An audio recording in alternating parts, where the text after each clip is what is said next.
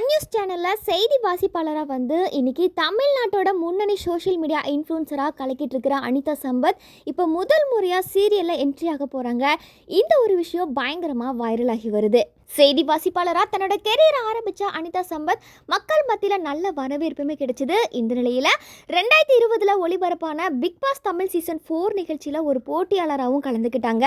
அதோட big pass வீட்டில் அவங்க காட்டின எமோஷன்ஸ் மற்றும் அவங்களோட நேர்மையான பேச்சு மக்கள் மத்தியில் பெரிய அளவிலுமே பேசப்பட்டு வந்துச்சு.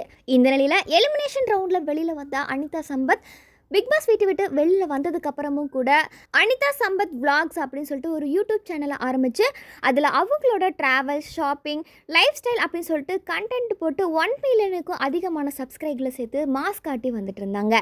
இப்படி இருக்கிற சூழலை தான் அனிதா சம்பத் இப்போ முதல் முறையாக சின்னத்திரை சீரியலில் அடி எடுத்து வச்சிருக்காங்க.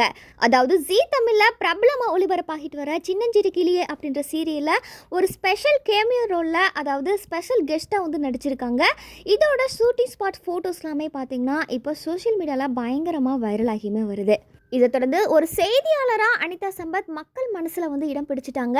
அதோட யூடியூப் பிளாக், சினிமான்னு சொல்லிட்டு கலக்கிட்டு வந்திருக்காங்க. இந்த நிலையில் இப்போ அவங்க முதல் முறையாக சீரியலில் நடிக்க போகிறத பற்றி நீங்கள் என்ன நினைக்கிறீங்க? அவங்களோட இந்த நடிப்புக்கு யாரெல்லாம் ஆவலோடு காத்திருக்கீங்க அப்படின்றத மறக்காமல் கமெண்ட் செக்ஷனில் பதிவு பண்ணுங்கள்.